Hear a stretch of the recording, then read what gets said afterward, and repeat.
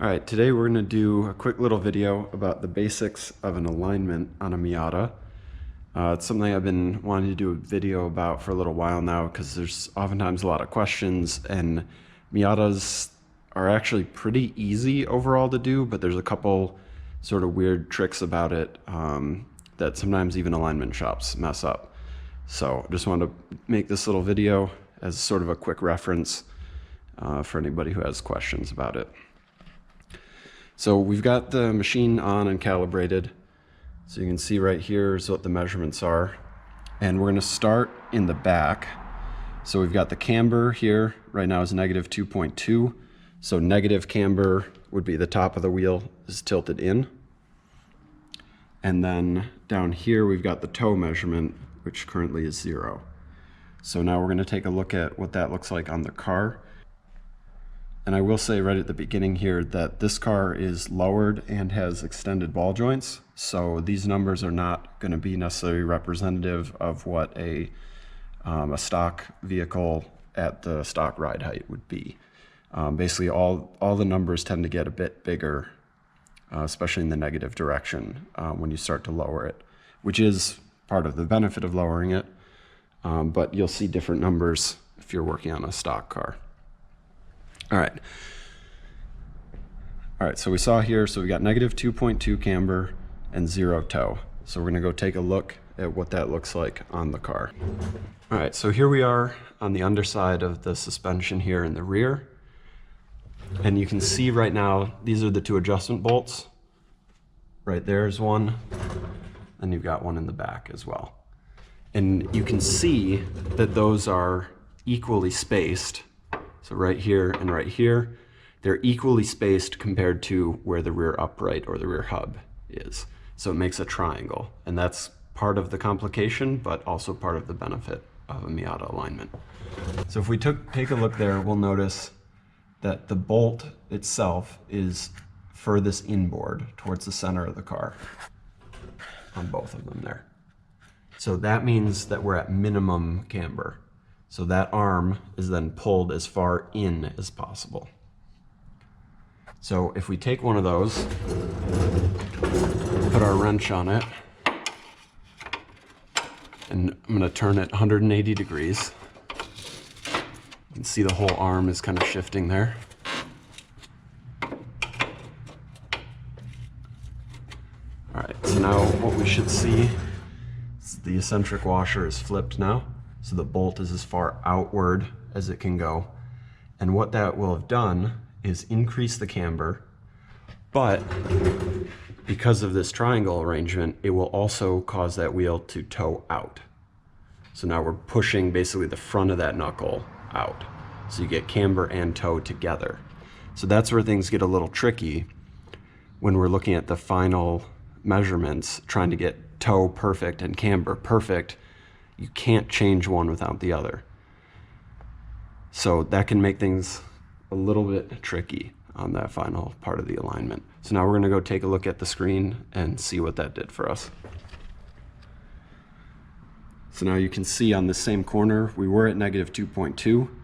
So we picked up a significant amount of negative camber there, up to 3.4. And then the toe as well. We got a massive amount of toe out now, negative 1.4. which was 0 before. So you can see now how those two are interrelated. So you kind of have to do both adjustments at the same time. You kind of move the two in unison to change the camber without changing the toe too much.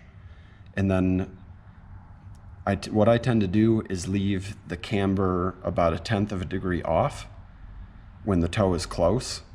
And then I do the final toe adjustment and try to hit both the toe and camber target simultaneously. But sometimes it takes a couple of different attempts. All right, so now what we're gonna do is we're gonna move to the front here. So in the front, we've got camber 1.2, negative 1.2, and we've got toe in right now, 0.7 degrees in. And then at the top here, this is the caster.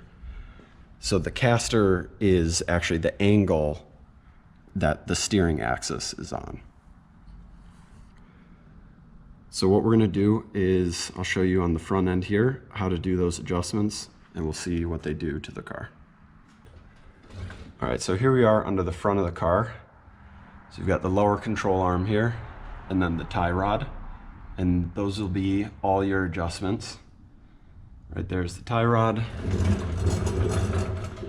And then if we look here, very similar, we've got two eccentric bolts, one at the back there and one at the front.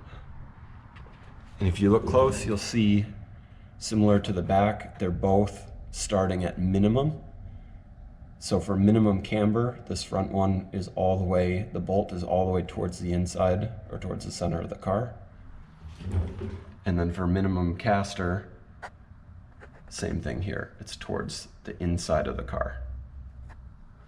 Now the way that works is, unlike the rear, you can see you've got the two adjustment points here, but you'll notice that the one that's for camber is pretty much in line with where the center of the wheel and the knuckle is there. So you can see when you make this change, it's gonna push this ball joint basically in and out, changing the camber. And then for the caster back here, it's a little harder to visualize, but as this segment of the arm here comes in and out, it's gonna pivot on this one, which will then move that ball joint forward and back. And that's your caster. Moving the ball joint forward increases caster, moving it backwards reduces caster. So here, I'll show you what that looks like. So as I make this adjustment over here, you should be able to see the ball joint physically move forward a little bit.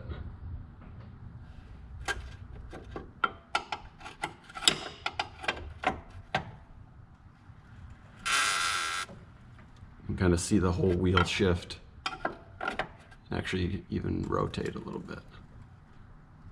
It's very subtle, difficult to see. Hopefully that came through. Now if we look back here over at the machine, you can see our caster measurement was 6 point something. Now we're up to 8.7 degrees. Then we'll go look at the camber. So back under the car here, there's our camber bolt there. Now if we take that and swing that to the outside, you can see the whole arm shifting.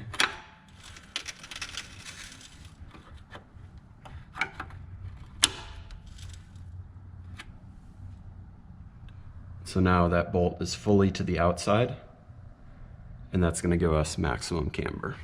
So back here on the screen, you can see, yep, it was something, I think it was like negative 1.1 before, now negative 4.0. So pretty huge camber adjustment there. And again, hitting 4 degrees is not something that you would normally be able to do.